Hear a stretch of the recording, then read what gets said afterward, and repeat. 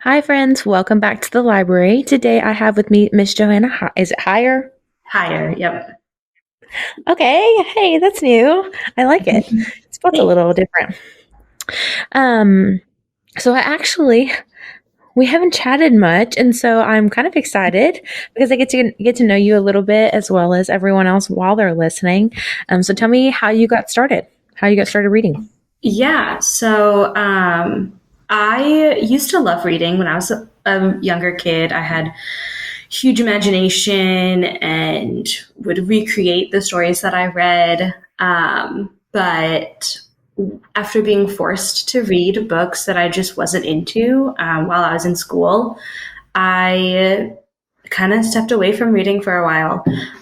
But then I joined a couple of Facebook groups trying to make friends. I just moved to a new state, so trying to make friends, and a lot of them were really into reading. And so I was like, hey, let's try to give reading another shot. And now I've dived back into reading, and I've loved the last couple of books that I've read, and I have like 100 and some odd books on my to be read list. So I'm just ready to start cracking these books out. Yeah.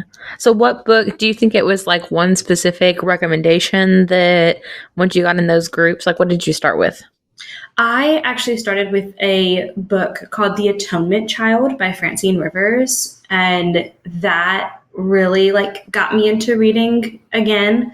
I had read one of her other books before and just loved it. And then after I read The Atonement Child, I read this book called Dear Martin by Nick Stone, which was also just like such a good book.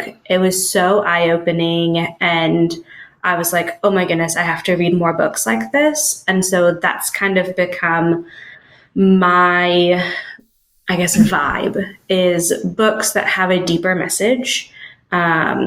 And especially books that talk about like abortion or civil rights issues, all of those things, just things about mental health, anything, and it makes me want to just eat it up, you know.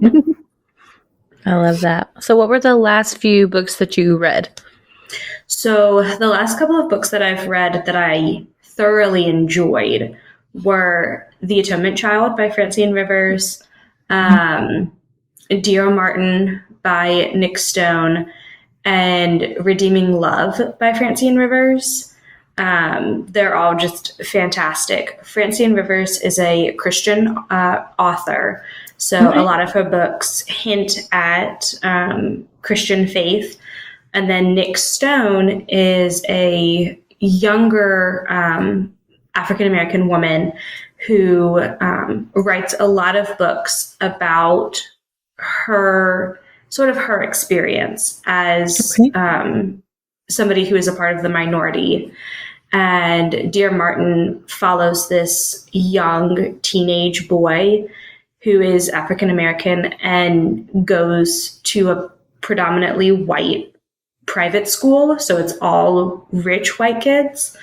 And he's super smart, but he ends up having a run in with the police. And like, so all of this like crazy stuff happens. But it just shows how, like, if everybody is given an equal chance and if everybody was treated fairly, like they can succeed, they can get out of poverty. And it was just an amazing book, just Yeah, hands down. that sounds good. Do you typically stay in the self help genre? Do you like to explore? I typically stay in the fiction era, Okay. but I have read a couple of self-help books. One book that I'm currently reading for my therapy is called It's Not You by Dr. Romney, I think is how you say her last name. And it's about being in a narcissistic relationship and how it's not you that's the problem. It's the Mm, narcissist. yeah. And so that's been really good. I feel like there are a lot of people who probably need to read that. Yes. Yes. I probably needed that one as a child. Yes. Yes. I needed it after I had gotten out of a narcissistic relationship. And so while I've been in therapy and dealing with the PTSD side of all of that, my therapist was like, hey, you should read this book that talks about like why a narcissist is the way that they are, their kind of Mhm. key traits, and kind of how to combat the narcissism and just how to like even when you're out of the relationship, how to just feel like how to remind yourself that it's not your fault. Mhm. Like what happened to you is not it wasn't that you did anything. It was this person has a mental disorder and needs to be held accountable for their actions and what they did to you. It's, you know. Yeah. So, you started with Facebook groups. Have you ventured out into any other book social media platforms? Um, Not really. I used to be on like Book Talk, Mm-hmm. but then I ended up getting rid of TikTok. It wasn't a great place mentally. But I do follow a couple of authors on Instagram, and I see a lot of Instagram reels. I watch a lot of YouTube reviews, listen to audiobooks, all of that Yeah. stuff. But I love like the Facebook groups that I've been a part of. One of the groups that I'm in is doing what we call a traveling book club. Ooh. So we pick like 2 or 3 books and we mail them to each other after we finish reading them. Mm-hmm. And then while we're reading, we like can annotate and, highlight and stuff. And then we just send it around the group and everybody does it. And then whoever started with the book gets the final book with Mm-hmm. everybody's annotations and highlighting and all of that stuff, which is really cool.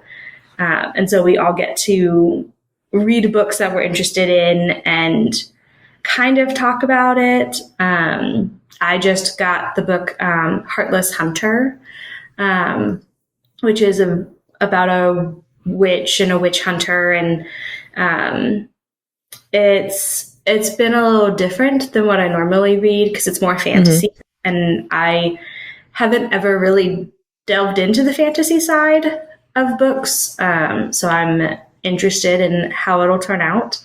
But the girl that sent it to me also sent me some stickers, which was really cool too. Oh, I love that. I've done something like that too, with a couple of my friends that I've met through Facebook, and it was a lot of fun getting that book back and being able to see like everyone's thoughts as the story's going down is really interesting because we all like some of us pointed out some of the same stuff and commented on some of the same stuff, and then somebody else would be like commenting on something random and they would just be like, what, question mark. And if you ever get a book from me that's been annotated, there are probably a lot of little drawings of like the side eye emoji because I like to watch things go Mm-hmm. down. So when I'm reading, it's kind of the same thought, like I'm peeping, I'm watching. Yeah, and I'm that same way. As I'll highlight things, but I have a really hard time Mm-hmm. of like making comments. So I'll like highlight things that are really interesting to me or things that are like important to know for um, like in this book they talk about how like a witch become like how to know that you have witch powers or whatever Mm-hmm. is that when you have your first menstrual period, instead of it being red blood, it's black. And I was like, oh, that's kind Oh, of like important to know yeah. that like that's how you know that you have witch power or whatever. Um, or that even like the witch powers can like skip generations, which was interesting too. So it's like, oh, I'm going to highlight all of this like lore that's behind it. And then also like, oh, this character, like the description of a character, because I'm very big on like imagining the Mm-hmm. characters, especially when a book turns into a movie. I'm like, no, this character was described this way. So this character needs to be this way. If it doesn't match what was in my head, I don't stand for it. You're wrong. You're wrong. Have you read It Ends With Us and It Starts With Us? I have not. I've heard a lot of mixed reviews, especially about like Colleen Hoover's books. Mm-hmm. So I'm a little hesitant to read some of her books just because Yeah. I've heard some people have said that they're really, really good, and then other people are like, oh, these are trash. So Yeah. I need to like I want to get through the list that I have and then Mm-hmm. sort of dive into those other books because I have so many books that I'm like so passionate and like ready to read that I'm like, I don't want to get sidetracked.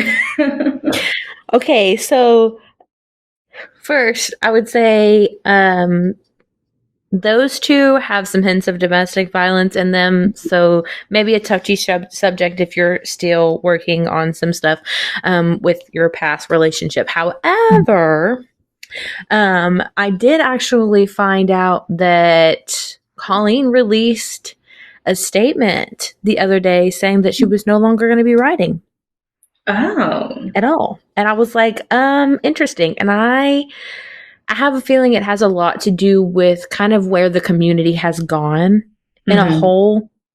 And I feel like that in part goes along with a lot of the stuff that's happening between Book Talk and Bookstagram Yeah. because of how many people have come out in Facebook groups thinking that they're anonymous, which, newsflash, if a book group is allowing you to post anonymously, you're only posting anonymously to the rest of the group, not the admins or the mods.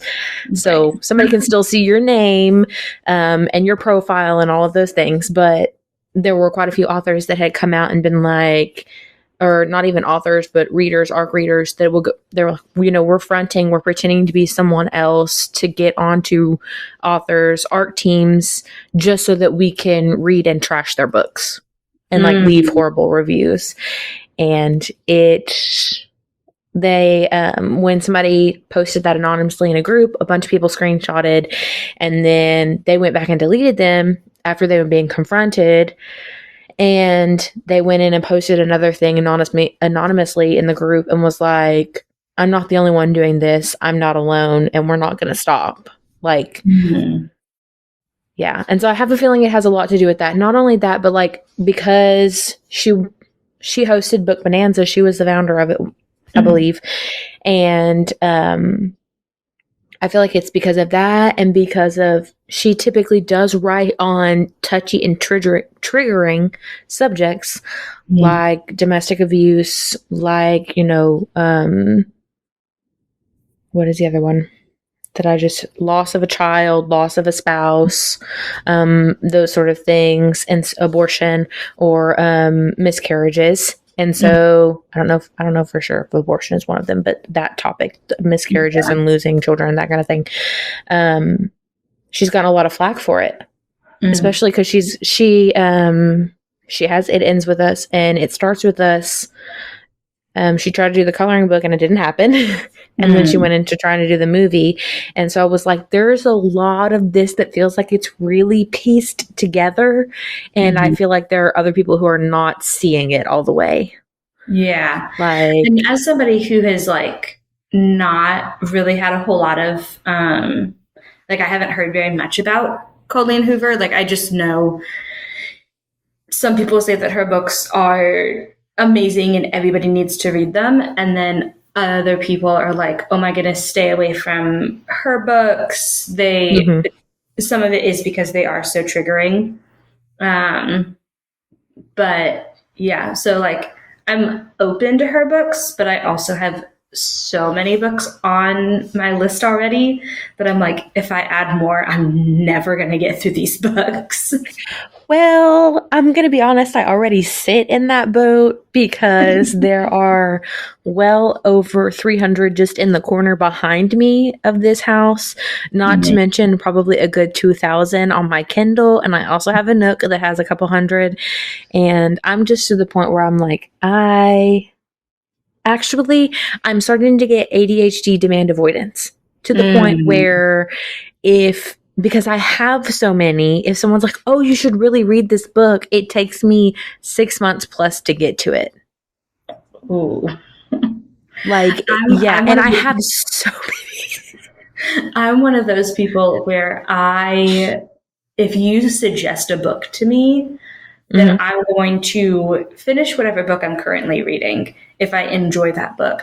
Or I'm just going to drop everything and start reading the book that you tell me that you want me to read, because I feel bad that I'm not reading the book that you're suggesting to me. It's the pressure of it all. And especially since the people who are giving me book suggestions are people who have been avid readers for years.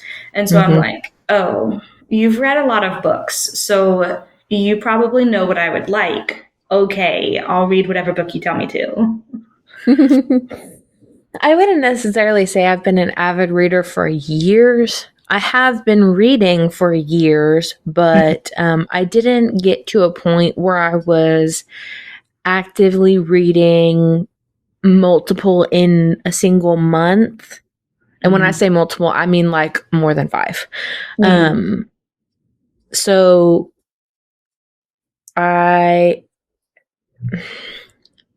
it's one of those situations where like over the last 2 years, I've read over 500 books. Wow. Up until, from now until like 2.5 years ago, between 2023, all of 2023 and all of 2022, I started at the end of 21. And I was looking at my Goodreads and it was like 500 plus. And I was like, oh, like I know for sure I did like 295 last year, and I'm only 60 or so into this year, which is, the comparison there is drastic because at this point last year I was already 100 plus in.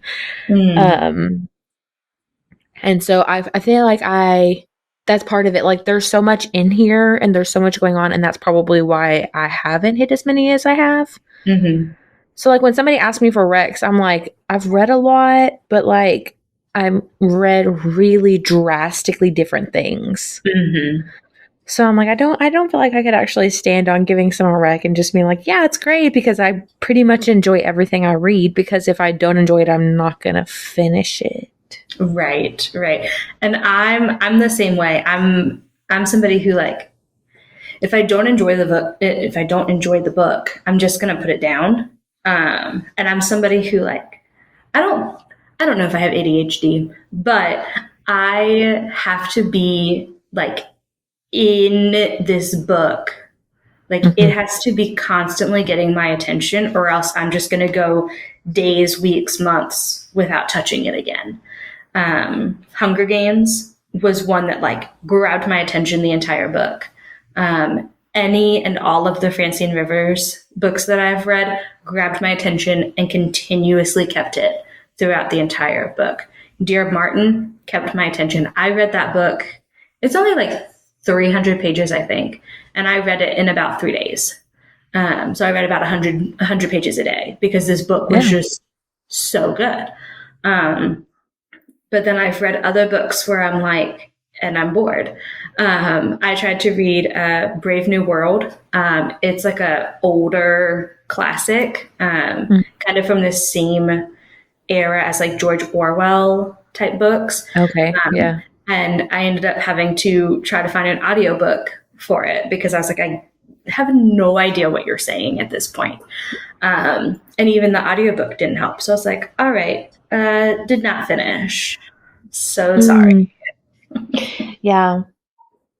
Well, see, and part of my problem is like, right, my mother is a thriller person. Okay.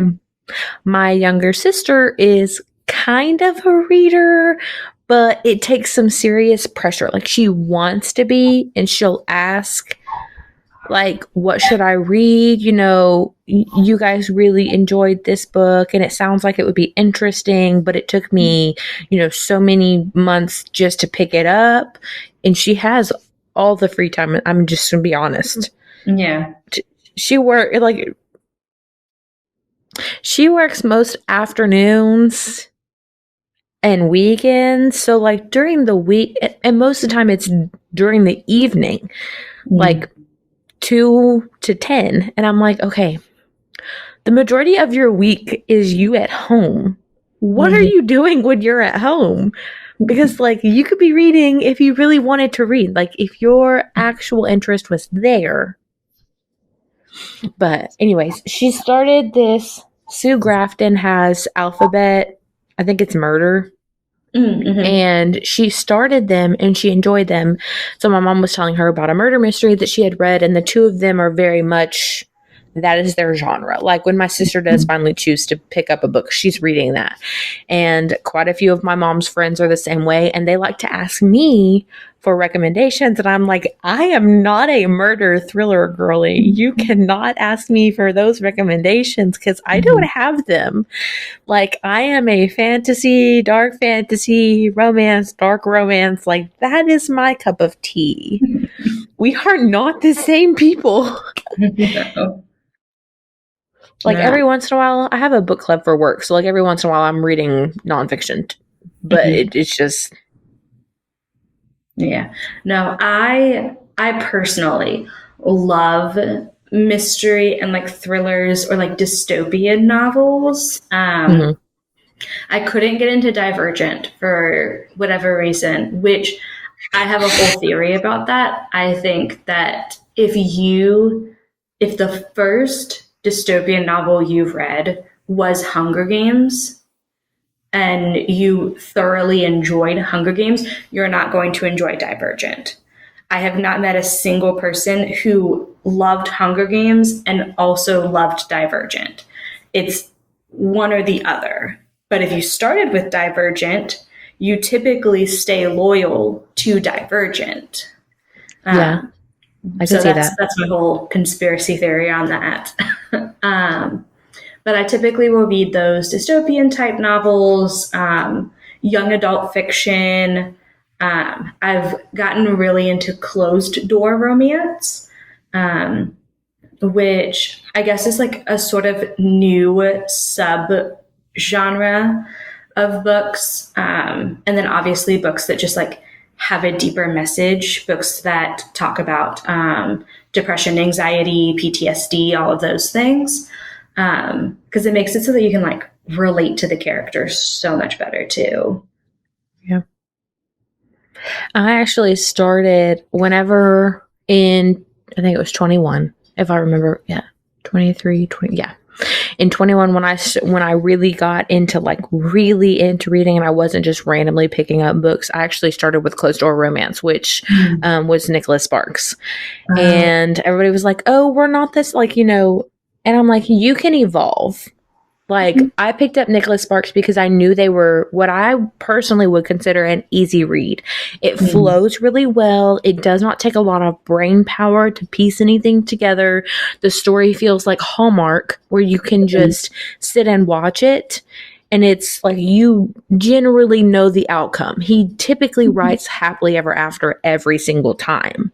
So you don't have to worry about, oh, is somebody going to die? Or is this not going to go the way I want it to? You know? So that's where I started.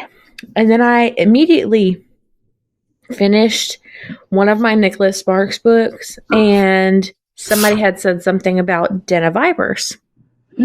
From K.A. Knight. And let me just say, Den of Vipers is not a closed door and is actually kind of dark for a first time dark romance read. So I jumped from closed door directly into knife play, blood Mm. play, asphyxiation. Oh man. Like it was really like the triggers are there, and I was like, this is like I flew through it so Yeah. quickly, and I was like. Maybe this is where I need to be. And then I went into Heartless Heathens from Santana Knox and got some of the same stuff and was like, all right, All right. all Yeah, right, it's I go time. love one of the first like closed door romance books that I read was called Mad About Yule. It's like a Christmas Mm-hmm. story, which was really cute. So it was very much a Hallmark movie, and I was Yeah. like, oh, I kind of like this, and it was like you like they would talk about like very like intimate kisses but Mm-hmm. like the couple never had sex.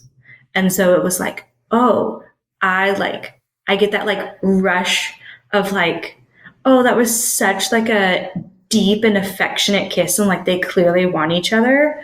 And it's just like that it was very much a fairy tale type Yeah. Hallmark book. And I was like, oof. So if anybody wants books that are like Hallmark style, Closed Door is the way to go. Yeah. I feel that. And you know what? I also don't agree with a lot of people who are like, because I've seen a couple TikTokers, and this is just one of those like almost pick me energy type thing, where they say, you know, we're not the same. Okay, personally, no one is the same, first of all, but there's nothing wrong with reading Closed Door, especially when it gives you those feelings. A lot of Right. people who, and this is the thing, is I would see those same people be like, oh, it's winter time, it's snow season, I want to like cuddle up with a Hallmark movie and a cup of like coffee or hot chocolate or something. And I'm like, you'll watch it, but you won't read it. Right, right. And another thing is like very kinky like sex has been a Mm-hmm. huge trigger for me. And so reading about it is just going to trigger me. And it's like, Mm-hmm. do I want to be having an anxiety attack while I'm reading? No, no, I don't. So I will stick with my books that like give me what I need, uh, Mm-hmm. romantically without triggering. Yeah. And it seems like it, from what I can tell, you, not that there's not connection in those books, but there is a certain level of intimacy you get from Yes. those that is a non sexual intimacy. And this is actually a conversation I love having with my husband because Yeah. it's like, okay, what are the needs that you need that are intimate but that are non sexual? Like, what is a way that you and I can connect in an intimate way that Mm-hmm. puts us on a better understanding of one another, that's not some sort of sexual favor or act. And a lot Exactly. of the times it ends up being like, wash my hair, rub my back, rub my feet, sit on the Mhm. couch with me, hold my hand while we watch movies or TV, or, you know, go on a drive with me just because I'm bored and I want to get out of the house. Yeah. You know, for me, I am a physical touch person. And Mm-hmm. so it's one of those, like, you have to teach someone physical touch does not mean acts of sexual nature at all. Mm-hmm. Like, it literally means I want to lay my head in your lap while we're watching movies and you play with my hair. Yeah. Or I want you to roll over, you know, when we lay down for bed and actually cuddle with me. Mm-hmm. You know, or if we're driving, I want you to put your hand on my knee or my thigh. Like those sort of things. Those acts are everything. And I feel like a lot of that is what you get. You get the building of that intimacy. And that's how you end up having those relationships where it's like they can just look at each other and know like what's being said, what's needed, that kind of thing. And I feel like that almost rivals a good sarcastic banter. Like, Yes. And I can even say from personal experience, like I'm married. Um, and like I can say that like the best times that my husband and I have been together was when we started with just like giving each other a massage or like being playful with each other, you know? And then it's like, oh, well, now I want a little bit of more. Like, you know, and it's like those, like having that, like you said, that intimacy on a different level than just having sex with each other. It's like, and reading it, like watching these characters have this emotional connection that is Mm-hmm. just so powerful that like they just need to be around each other all the time. um and that it's not just a sexual do me a favor thing. It is this, I care about you and I love you. Heaven forbid, you know, like it's just amazing. Yeah. Don't get me wrong. I personally still read them, but I do feel like some of my favorite books do come with what we would consider a medium burn. So, like, Mm-hmm. we get more than halfway through the book before it's things other than just intimacy acts. Right. And those end up being my favorite because I get the connection from the beginning. There Mm-hmm. is this connection, there is the tension, there is typically some banter, and then there are those non-sexual intimacy acts where we're going on actual dates and holding hands and getting to know one another. And then typically there is some sort of trauma dump, info dump there where you have to learn about their past and what they've been through, and they Mm-hmm. heal together a little bit and they depend on one another. And then that's typically when male or female, because I've seen both sides, they'll be like, okay, I'm ready. And then Yeah. that's when more unfolds. And those typically, because I get a little bit of both, those end up being my all time favorite. Like I can Yeah. say without a doubt, my all time favorite medium burn, her name, the author's name is Blake Black. And some of them are just, I mean, they're a little in detail, and some of it is a little bit kinky, some of it is a little taboo, because she does write wide shoes. But it's just one of those, like, the connection that is established from the beginning means more once they get there. Mm-hmm. And it gives you all the feels. And Yeah. she's actually relatively, what I consider relatively new. She's been publishing in the last year. And she's working on her third, I believe, duet, Oh, okay. I think. Is it three Interesting. or four? Yeah. I Mhm. mean, and she's been putting them out. And I just, Just eat them up. I have the feels. I have the feels. Yeah. What is your um what is your favorite like book trope that you read? Oh, that's a hard one. Um, I've always been a very huge enemies to lovers, even if it's a closed door or a medium burn, whatever. Just typically when we're butting heads, we're not agreeing, there Mm-hmm. is that underlying tension that's always there. Mm-hmm. Um, there's just something about it that typically ends up being everything. Yeah. And I fall into that same trope, but specifically like bully to, you know, person they've been bullying, Yes.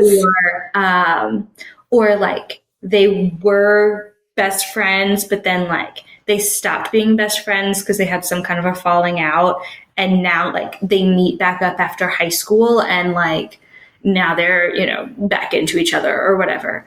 I also love friends to lovers, because my husband and I were friends before we fell in love with each other.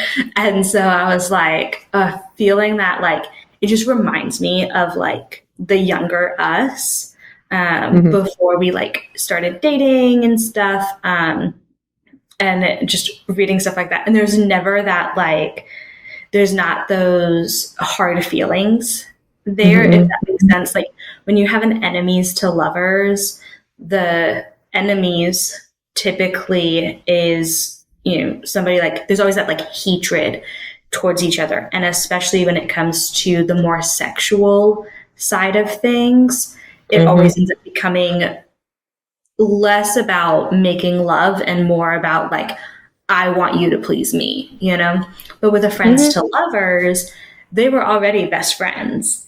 And so it's like you already have that emotional intimacy built up because you guys have been friends for, since you were children or young teenagers, whatever. And so then when you become lovers, it becomes more of a Hallmark romantic meeting type thing.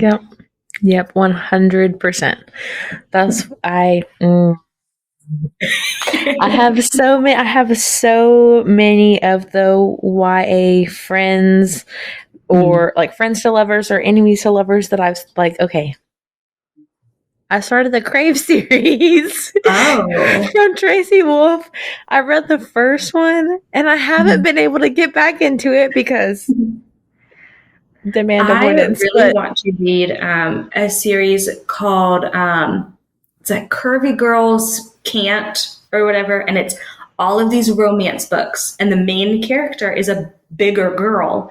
And as somebody who is on the bigger side, I wouldn't say that I'm like super big, but I've always been on the bigger side. And so these like stereotypical main characters you read of these, skinny, athletic, blonde haired, blue eyed white girls, just I couldn't relate to them physically. I could relate to them with the same personality, but physically we just didn't relate. So knowing that somebody has written a whole bunch of just books with the main character being a curvy girl, and she is dating the popular guy. She's dating the army soldier. She's dating the mafia boss. She's dating the best friend or her best friend's brother. Like all of these cowboy. things. The cowboy, the firefighter, the police officer, like all of them. It's like every single trope that you could ever imagine is in all of these different books. And I'm like, I have to read them. I just have to. It's if I don't. You're talking about Kelsey Stelting? Yes, I think that's. I got to meet her. Oh, that's so cool! She's amazing. Oh my gosh! And I've read some of those, and they're so good. I've heard like some of the clips from the Curvy Girls Don't Date Firefighters and Curvy Girls Don't Date Football Players. And I was like, I saw the ads on Facebook. And so it had like the like automated voice like reading over it or whatever. And I was like, oh, hold up. That actually sounds kind of good. And I was like, if I don't read these books, I have committed a crime. It is criminal not to read these books. Yes. And I'm in the same, I don't feel like I'm what they call like a mid-size. Yeah. So I'm not quite a 14 where they hit the XL in most sizes because most of them top out at about a 14, 16. But I'm not quite into like the 22 range where they generally 20 to 22 is generally where they start plus size, which I hate that word, but it I can't change it. I know. So I'm right around the 16, 18 usually, and that's where I am too. And it's so hard to find clothes. Yes. Like I have to order my clothes either off of Amazon or off of Shein because like those are the only places that I like for sure know my size. Because if I go to Target and I try the Target brand, I'm like a 20, 22. But if I try another brand that they sell at Target, I'm like an 18. So I'm like, what size am I? So I have found universal thread. Typically their jeans run pretty true. Yeah. For me, at least, I'm able to fit into the 16, 18 and find some decent jeans that, cause I've got larger thighs too. I played softball for quite a few years. Yeah. So they fit on my thighs. They're not short because I'm 5'7". And so they fit the waist, the thighs well. Probably Yeah. my favorite. I will have to look into those. The books are great because it accurately depicts, like, you know, the insecurities you have with trying to find clothes that fit you and feeling like, being out of breath, going up the stairs, or, something like that. Like just the little things, like not feeling like you're allowed to allot yourself to have like a cupcake after dinner because you are, a bigger girl, and you're supposed to be on a weight loss journey or whatever, or just your parents.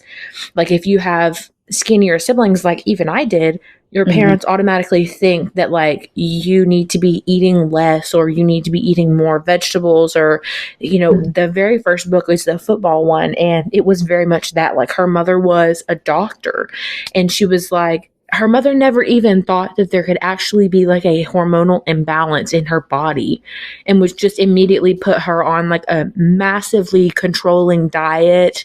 And I mean, just all of those things. And I was like, the way, like, I almost started crying because I was like, the way that this it really is impacting me. Like, I never even thought that that was going to be the case. Yeah. But it was. Yeah.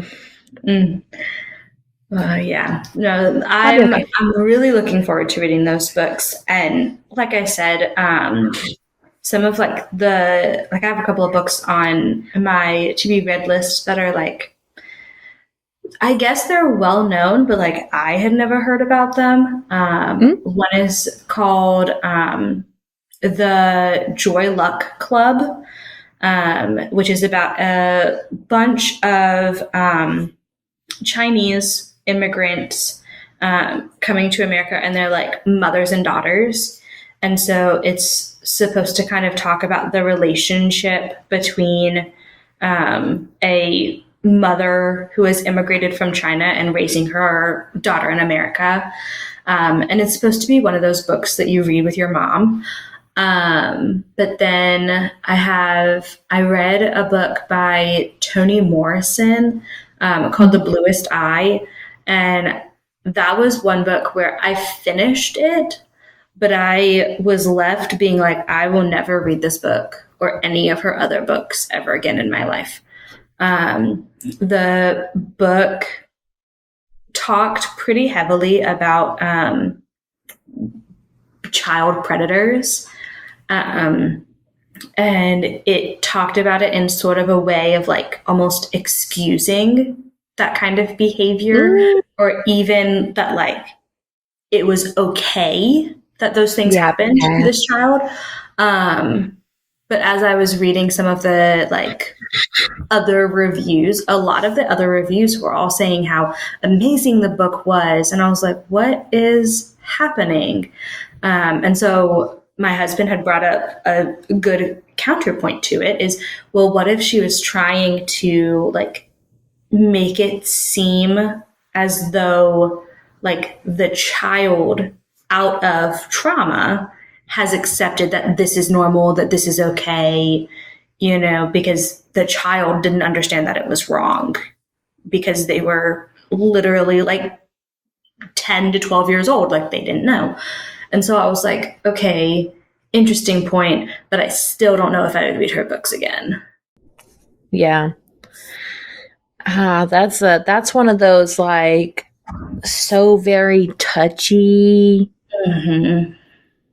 Yeah. And anyway. Yeah. That's crazy. I don't know that I would want to read that, honestly. Like that just the thought of reading that kind of terrifies me, because how many people did actually like, okay, I could see it still being a great story and not agreeing with what was happening in the story. Okay. Being able to give props to the author and being like, this was a great, like a well-written story. It followed the plot line. It gave me the answers I questioned, those kind of things. But then being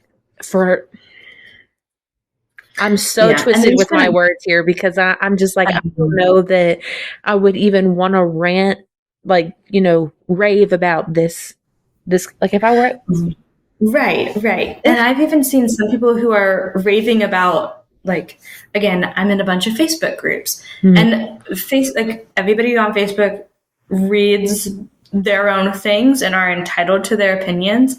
But there have been a couple of people who have posted books that like one of the books that I saw recently that somebody was completely raving about was about a teacher who only became a teacher so that they would have access. And I was like, is the book like, is the author trying to like raise awareness about these things, or is the author just like trying to make a sexual book about things that are not not meant to be written about, you know?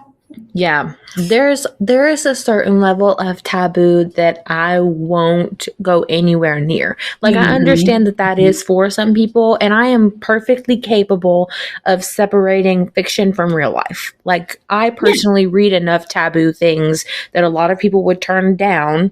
That I am able to separate those, but that right there, I can't do underage. Yeah, and it makes it hard to decide, like, especially depending on how it's written. Like if it's like it's important to like the victim's story and the main character is the victim, like okay, we can kind of understand like why you would talk about that. But if it is the main character is the predator, like that's when it's like, okay, what is the author trying to say here? Because that's an important thing too, is like what, not just in these books, but in any book, what is the author trying to say? What is the author's message here? Like Mhm. with the Hallmark stories, the author's point is to entertain and to talk about, the romance and the meet cutes and stuff. And then you have some of these other books, like the Dear Martin book that I've read by Nick Stone, where it's talking about these heavy issues of racial inequality. And it's like, okay, like that's a good message to have. Or Francine Rivers, in her book, The Atonement Child, she talked about abortion and how hard that decision is to make. And it's like, okay, that's an important conversation to Mhm. have. But to talk about these things, these more taboo things, and it being hard to figure out what the message is trying to be here Mhm. is maybe not something that you should tell other people that you're reading. Yeah. There are quite a few that I've read that were written. Um, they feel third person to me, but they probably weren't written that way. But they were written as a group or a couple were kidnapped and Mm. forced. The kidnapper forced people to onto one another. They Mm. forced rape, okay? And it was one of those situations where morally it's either you're going to do it or the kidnapper is going to do it. Mm. Okay, and so those situations for me, I'm like, this is just a story. This is just a story that someone made up in their mind to make you think about moral situations and the Mm-hmm. positions that this could very well be a very real situation for someone. These Yeah. kind of things happen. So in that instance, and regardless of the act and what the decision was, you form a trauma bond with that person. Yeah. And the first one I ever read was like the it was a man and a woman, and the man was the woman's sister's fiance. Mm. So he went to pick up his sister's fiance from a night out or something because his sister was asleep. Her sister was asleep, and or her sister sent her fiance. What it would be like me sending my husband to go pick up my little sister, and then the two of Yeah. them got kidnapped. It was like that. Well, in the other situation, it was two brothers and their kids. Oh, no, So it thank was, you. yeah. And it was like, okay, either we have to do it or we're going to let this really, like, and the way the kidnapper was described was like, he's dirty. He doesn't bathe. He smells. He drugged them, you know. So he's very much, he won't feed them. He won't let them bathe. They don't get to go to the restroom, but in a bucket, like that sort of situation. So all around, it was just really nasty. And then it was one of those, like, so in my head, I'm like, morally, how does this work? Like, I know I'm still separating fiction from real life, and I know that this is not real life. It's a story that someone made up because they wanted to, or it was just a story that wasn't intended, because I've interviewed a lot of authors and they say there are a lot of stories that they plot out and intend to write in a certain manner and they don't end up that way. Right. So if the story was not intended to end up that way, you know, is this one of those situations? End up in the first place? Right. It is so one of those. And so, yeah, I'm just like, I read a lot of things like that. That book alone, the last one, where it was two dads and their kids, and the dads were brothers, and it was like, this is so wrong, but there are some people in this world who legitimately think that's not wrong. Yeah. And it's like, why? Like, that's all I can say is like, how can you think like that? And why would you think like that? Yeah.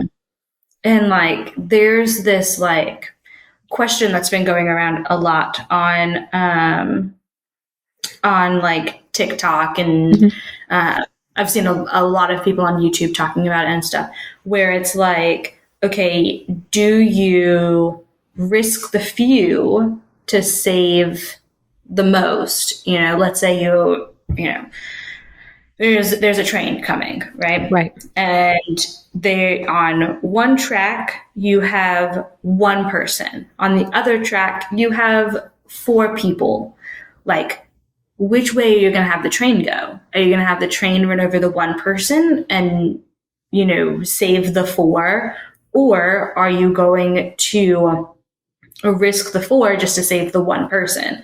You know? And then it's like, most people would choose to save the four people. It's like, okay, well then let's bump that up a little bit. And let's say that the one person is your mom or your significant other, and the four are just four complete strangers. Now who are you going to save? You know? And it just like keeps raising up the stakes of, you know, who are you going to save?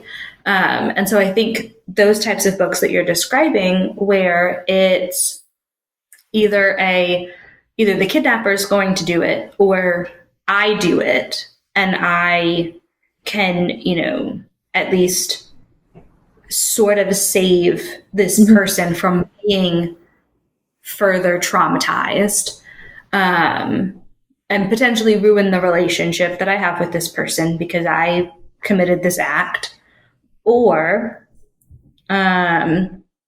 I don't save this person from the kidnapper, and the kidnapper does what they want with this person and may even potentially kill this person. And now we're all just even more traumatized, you know? Right. Yeah. Yeah. And I really think I love your little analogy. I've seen that before, and I really have.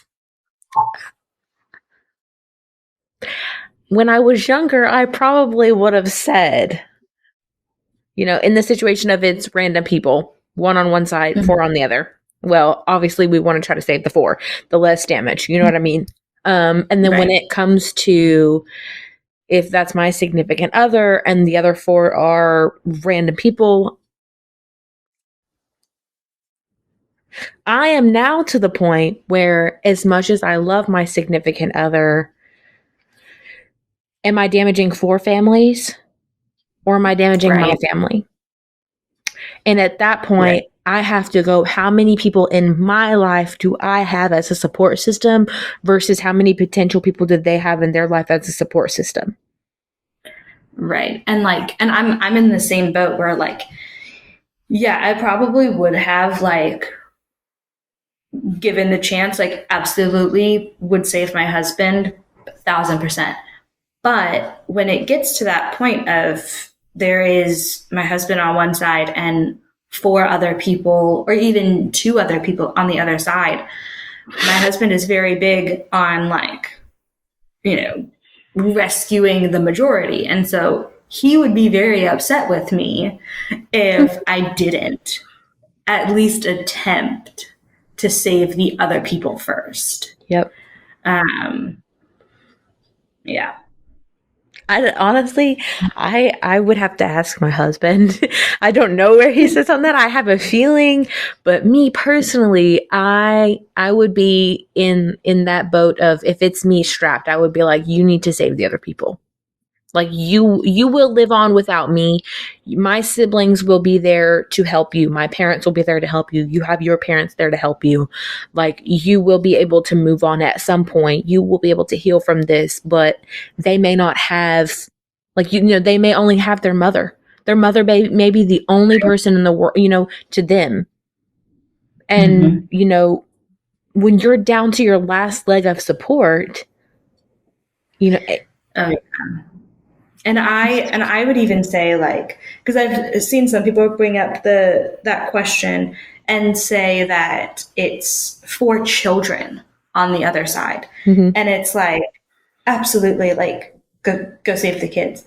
mhm, When my husband and I in the future, when we have kids, like our number one priority is going to be saving our kids. If there is a fire and I'm trapped in the house, I will be okay, but the kids cannot be. So get the kids out first and then come and save me. And if I die in the process, oh well, at least I know that my kids were safe.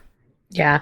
And see, Plain the and flip simple. side of that is, if, like, for me, I would say yes in that situation, save the kids. They have the rest of their life. We've had our life together, that Mm-hmm. kind of thing. Mm-hmm. But if you get into a situation where you may or may not have trigger warnings for anyone, because we're already on a touchy subject here, but I'm going to be very, very clear here. This is about childbirth and motherhood. So please pay attention, skip through the next minute or so. Anyways, if you flip that and you put yourself in a position where you're pregnant and you're having Mm-hmm. complications, and it's one of those, do I save me or do I save the child? A lot of Mm-hmm. people want the child to be saved. But in my Mm-hmm. instance, my motto is, if I'm not saved, there will be no other child. Mm-hmm. And that's how my husband feels. I cannot be remade. First of all, my parents are not together anymore. And second Mm-hmm. of all, my mother's tubes are tied. So I cannot be remade. So if you really Mm-hmm. wanted that future with me, we would unfortunately have to make the choice of, you're saving me, and not to Mm-hmm. be selfish, but also to be selfish, because unfortunately, like, if you don't want to have to deal with parenthood on your own, Yeah. Yeah. and unfortunately, that's a reality for a lot of people. They have to make those decisions, and it's not easy. And I'm nobody's in the wrong for making whatever choice suits, whatever they think is the correct choice. But it's just one of those, like, if you're theoretically on a train track, I'm going to tell you to save the kids. But then when it comes Mm-hmm. to us having kids, and I want to be there. I want to be there to raise my kids. Right. So we would have to just try to make another. Yeah. Yeah. And I've heard a lot of people make that same thing. I'm still one of those people where I'm like, no, if it's me or my kids, save my kid, Yeah. regardless of if I'm pregnant or not. Um, but if my husband was in the same case, if it was like, oh, he needed emergency surgery, but so did our kid, I would choose for them, like, I might be more inclined to say, no, save my husband, depending on how old our kids are at that point. Like, Mm-hmm. it's that weird kind of conundrum of like, if my husband was in my place, I would want to save my husband. But if I was in his place, I would want him to save my kid. Yeah. Mm-hmm. But I feel like that also has a lot of weight. Well, maybe not a whole lot, but depending on who you are and where you've been, what you've come from, what you've been through, it has some weight to how much you value others versus how much you value yourself. Mm-hmm. Yeah, Which is I think that's true. something everyone needs to work on. Yes. You need to work on your own. Everyone is made in their own image, and it is. Mm-hmm. I won't go into all of that, but it is directly connected with how confident you feel, your self-worth, and those things. Because if you're not, it weighs.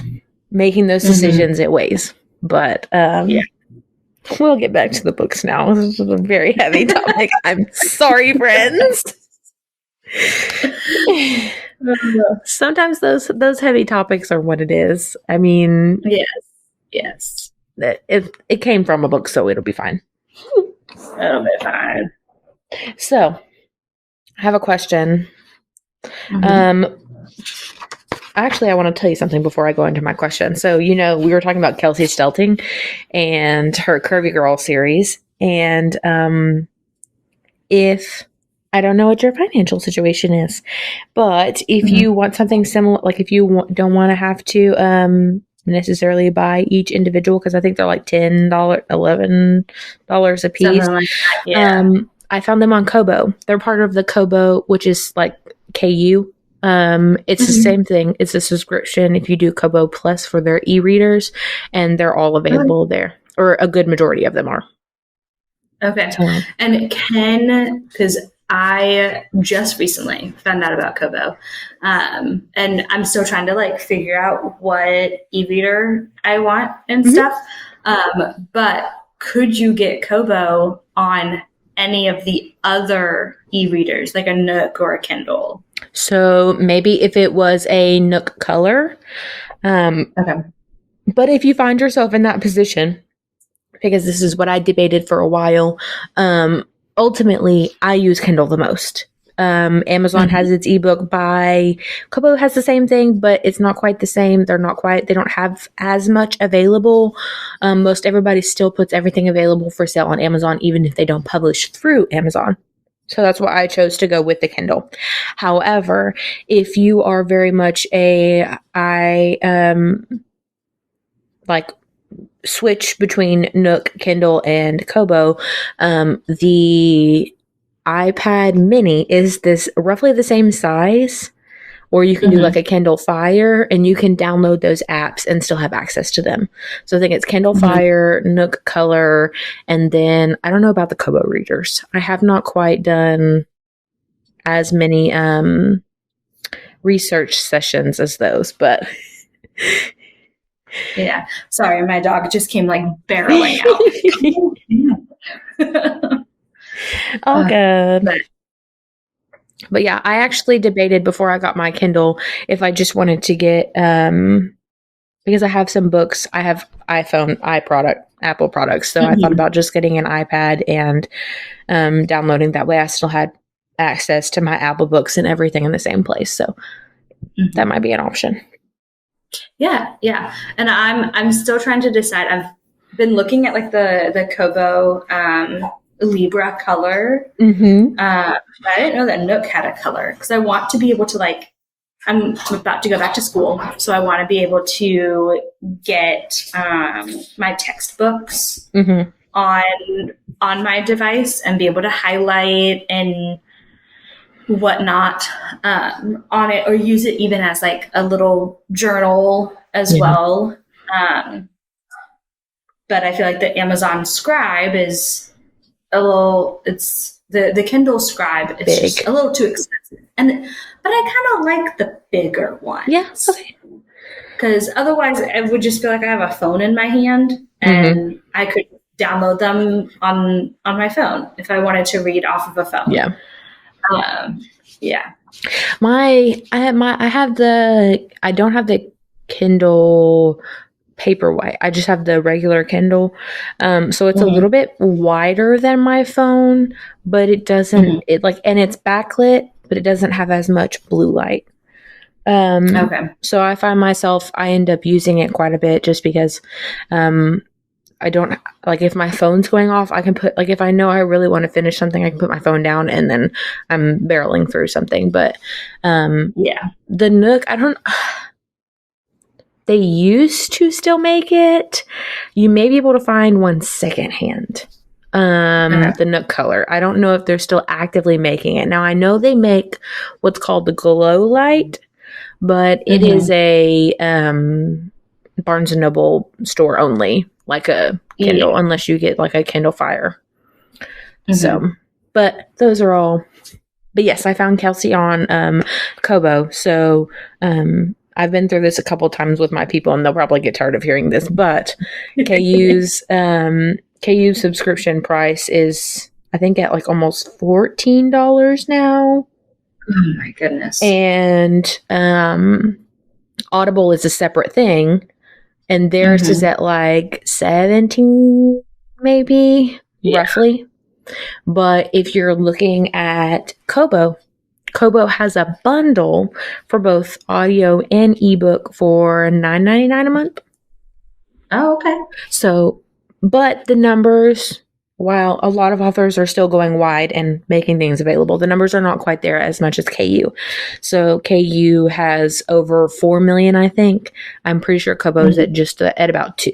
So they're at about half, but for the price point, a lot of the times, if things are not available on KU, they're available on Kobo. So, Right. And I will say I have found so I use Spotify Premium mm-hmm. because I don't like the ads and I like being able to have unlimited skips. Well, now Spotify, if you have Spotify Premium, you can listen to audiobooks. Mm-hmm. Uh, so for anybody who is listening and doesn't want to pay 17, 18 bucks for Audible, uh, you can spend I think Spotify is like $9.99 Yeah. for Individual. for the individual premium, Mm-hmm. and you get audiobooks included, which is super nice. And if you're sharing a household with a massive music listener and they just want on there, the duo for 2 people under the same address is only $14.99. I just learned that not too long ago. So now my husband and I share, he pays for my account. It's 2 separate accounts. I have my own account under my own name and my own email address, but it is connected to his for billing. Yeah, So, and it's so nice because like even keeping like my husband and I separate, we pay like it's like $21 a month for both of us to have premium Spotify. But by doing the duo, we save like a whole $4 or $5, which I know doesn't sound like much, but when you are paying for a ton of other subscriptions, that $4, $5 is real nice, and especially over the course of a whole year. mm-hmm. So, Y'all, that's $60 over the course of a year. woo. So, save your $60 and go spend it on paperback books. Yeah. Or some coffee to have Yes. with your little audiobooks, you know? So you're a coffee. Do we like hot coffee? Do we like iced coffee? Are you a tea drinker? I like coffee that doesn't taste like coffee. Okay, same. I'm one of those people. So I worked at Starbucks for a couple of months, and that was when I started drinking coffee, specifically iced coffee. But I enjoy the smell of black coffee, but I don't like the taste of it. So I will put in like a ton of like cream and sugar and whatever so that it doesn't taste like actual coffee. um, so I'm a in between type person, if that makes any sense. Yeah. But I do love me some hot chocolate. Hey, hot chocolate is good. Yes. Okay, so I have had this question for everyone. All right, so obviously Amazon is like taking over when it comes to book sales, and the traditional is Barnes and Noble. They're everywhere, right? Right. Well, we also have started seeing a lot of indies pop up with their own individual bookstores, which is amazing. But I wanted to ask if you have a preference, because as much as we would like to keep the brick and mortar stores open, Amazon and convenience and pricing is always drastic. So where do you fall?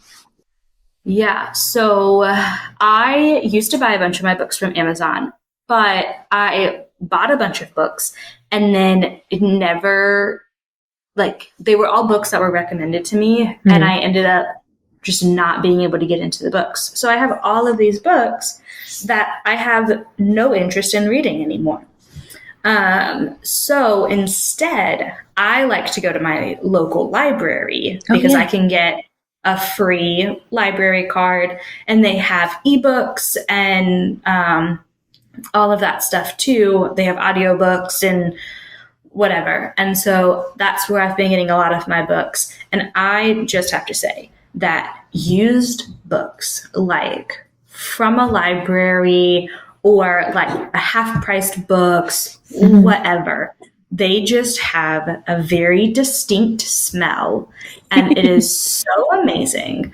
So I'm one of those people where I prefer to get my books from the library or get them from like a secondhand place, like a thrift store.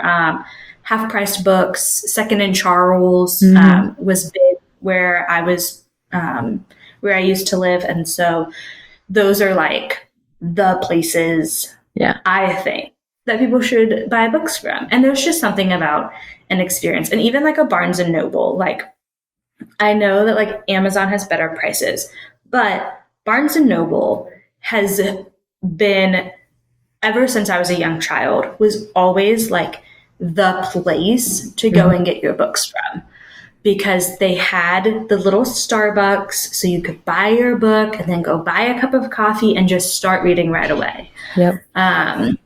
Like if I could, I would spend hours just sitting in a Barnes and Noble reading a couple of books. It's just a different place than like going on Amazon and buying the book online. Again, not to say that like people shouldn't buy books off of Amazon, because of course, do what you want to do. But for me personally, it's the going into the stores to buy books. Yeah. Well, and there's also a certain level of like what's available in stores and print versus what's not, because since COVID, we have had this massive uptake of individual publish through Amazon. And so there are some people who are just not available. In those cases, I end up using Amazon, but I have to agree. We have a Books A Million, which they buy back books. So they end up having a used section. And then they have fresh off the print as well. So I use Books A Million for the most part, unless I get a gift card or something. And then I always end up like struggling through my local Goodwill because I'm like, what do they have in here? I found on the internet somewhere, someone found the original covers of the Throne of Glass series by Sarah J. Maas in a Goodwill. Goodwill. Man. And I was like, no freaking way. Like, those covers run at $200 a piece now. Oof. Like, no. I cannot believe. So yeah, I just like, now I'm dedicated to like every once in a while I'll go down to the Goodwill and I'm like perusing through the shelves like, what do you have? And what I also love is like places like Barnes and Noble, or even like I grew up in Virginia, and so we had a place called Second and Charles, which was Mhm. like, it was basically a thrift store, but like everything. Um, and they would sometimes do where they would like wrap the like a couple of books up in wrapping paper, and it would be like a blind date Yeah. with a book. And so they would give you just like a short, little, very vague synopsis of the book and like the genre of it, and then you got to like pick the book. It was funny. I went to Second and Charles. I picked up two of the books. I was like, oh, they're romance books. Sure, let's read that. I get them home. I unwrap them, and they're both cowboy stories. And one of them was one of those like very much middle-aged white woman books that like you would read like on the front cover. It was just like a guy with like a cowboy hat and like shirtless. Hold on, I think I have one. Let me. I was like, oh boy, what did I get myself into? It was very similar to that. So if anybody wants to know what I just showed her, look up "Hang Tough" by Lorelei James. It's a Blacktop Cowboys novel. Oof. But this was like a very like old story, like is what it looked like. I don't think it was that one, but it was just a bunch. And I was like, oh, I just happened to get the two cowboy stories that I feel embarrassed to read out in public. Okay. That's so funny. And for the record, I did not end up reading them. I got bored very quickly. It was Listen. It was not the vibe at all. I read just about anything. So send me pictures of what you have. Okay. We'll work something out. Yes. Yeah. But let me see. I keep a journal of all my questions. So if anybody ever hears pages rustling, that's what it is. Do you ever do any like ARC reading? I have started a couple of ARC stories. One of them is I'm trying to like find the time to like squeeze it in. But this woman who used to be a detective or a news anchor, something, but she wrote a book that's like A to Z of murder, but it's all one book. And it goes all the way from the arsenic killer, all the way down to the Zodiac killer. And she just like talks about all of the different cases, which as a true crime junkie, I'm like, I need to find the time to like really devote to reading this story, because or even like listening to it. Like she sent me the audio for it, and I'm like, I need to set a day to just sit there and like do some house cleaning or something and listen. Yeah. Because I will listen to true crime in order to fall asleep at night. So I'm like, I want to like, if I'm going to write a review about this book, I really need to like be present and like actually listen or read the book myself. Yeah. Yeah. You know, it has been we're at an hour and 20 minutes. First of all, man. Look at us. But I think that's all I've got, honestly. Okay. Did you have anything else? I don't think so, but it has been so wonderful chatting for you. Thank you for having me. Yes, thank you for joining me. I was really excited to actually see some people wanted to join.